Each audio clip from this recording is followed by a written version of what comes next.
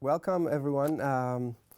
Welcome to La Trobe University, Bandura campus. We're delighted to have Dr. Don Brash, the former governor of the Reserve Bank of New Zealand, and currently, very recently turned a politician again. I would also like to welcome my students from third-year subject Central Banks and Monetary Policy. And I'm sure we're all looking forward to hearing what Don has to say. We are not going to be talking too much about politics. We'll try to talk mostly about economics. So welcome, Don. Thanks for coming. Thank you very much.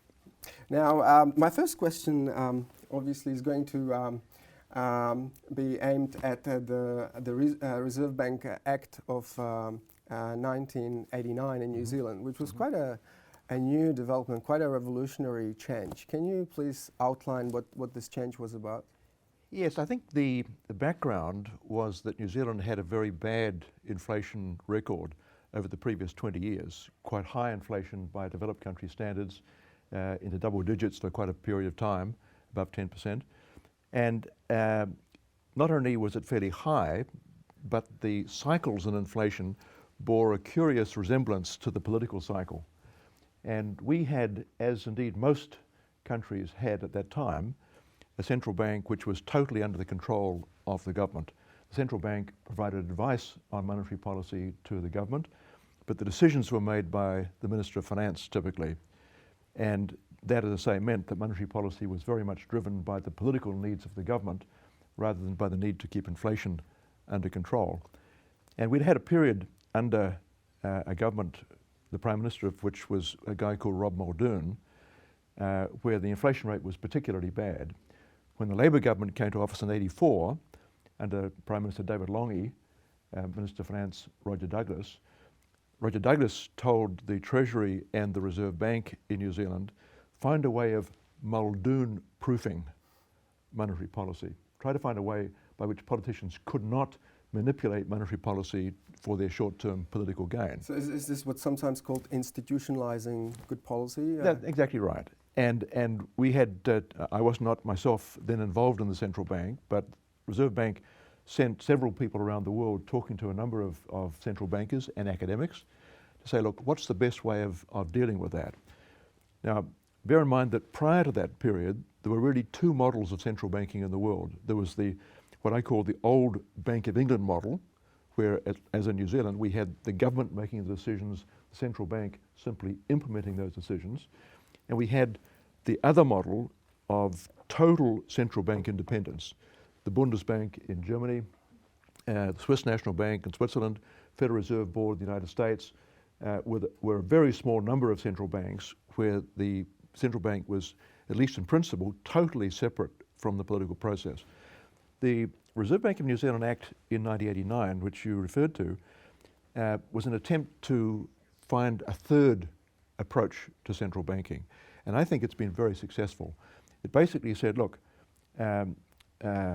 let's recognize that monetary policy does have an impact on inflation.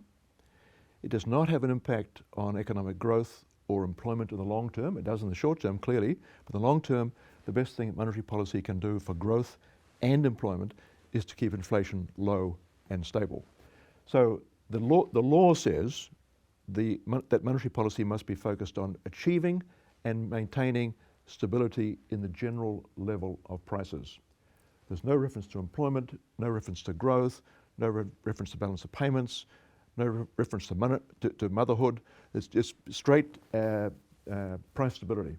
So how is this designed to actually keep inflation under control? I mean, what's the institutional improvement here? Well, the law says that's what monetary policy must do. And of course, as in Australia, as in many other countries, monetary policy has to achieve a whole series of objectives reflecting the fact that academic opinion years ago thought that monetary policy actually could deliver high rates of employment or faster rates of growth or whatever.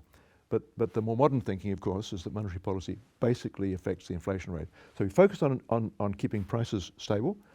The second unusual feature of the framework was that it required the government of the day, the Minister of Finance on behalf of the government, to reach a formal written agreement with the governor defining what stability in the general level of prices will be during the governor's term of office. And of course, originally that was 0 to 2% measured by the CPI. We'll come back to that in a moment. But a formal agreement between governor and Minister of Finance. So there's a political input into the decision about the goal. But then, thirdly, the governor has complete operational independence to deliver the agreed target. Complete independence. But with the independence, of course, in the New Zealand framework goes accountability. And I well recall talking with the minister before the bill was finalised.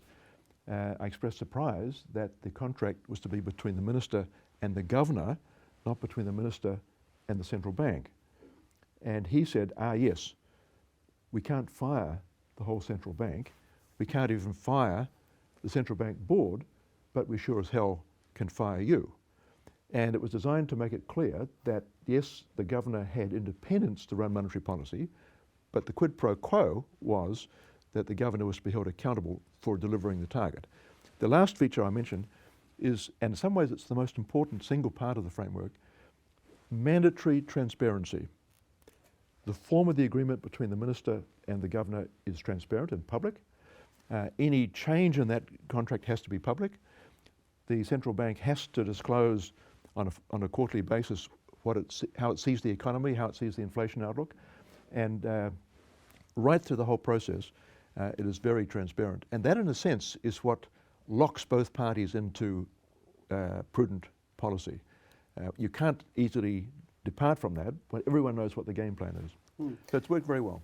It's interesting. I mean, you touched on the very topical issues of interactions between monetary and fiscal policy. What you're suggesting here is that a stronger commitment to monetary policy can, in fact, have an effect on both monetary and fiscal behavior. And I remember a long time ago when we talked, and I told you that this was one of the result of a paper of ours, that monetary policy can, under some circumstances, discipline fiscal policy. And you said, well, this is exactly what happened in New Zealand. So can you elaborate on that? How did that happen in New Zealand? Well, that's exactly right. I mean, the first agreement between me and the Minister of Finance was signed at the beginning of 1990, and I was required to deliver an inflation rate between 0 and 2% by 1992. It was higher than that by quite a margin at that point. And 1990 was the year in which there was the general election coming up towards the end of the year. The government eased fiscal policy in mid-year, had a budget around June, eased fiscal policy, widely perceived as quite an aggressive easing of fiscal policy. And the question was, well, what does the central bank do in the face of a major easing of fiscal policy and an inflation target which the government and the Reserve Bank have agreed? So, of course, we had no choice than to tighten monetary policy. And that had a very substantial impact on thinking about the interaction between monetary policy and fiscal policy in New Zealand. The opposition party, the then National Party, campaigned that if they won election, they would get interest rates down, not by leaning on the central bank, but by tightening fiscal policy and liberalising the labour market. They said, if we tighten fiscal policy, liberalise the labour market, we can get the central bank effectively will be able to ease monetary policy and still reach the agreed target. So no question it had a major impact on fiscal policy. Going on 5 or 6 years, when by this time the national government was in office and running a big surplus, they said we want to reduce tax rates. But we'll only do that if A, the budget is still in surplus, B, the government's debt target is still being met, but C, if the central bank confirms that they can accommodate that reduction in tax rates and easing of fiscal policy, if you like, without the need to markedly tighten monetary policy.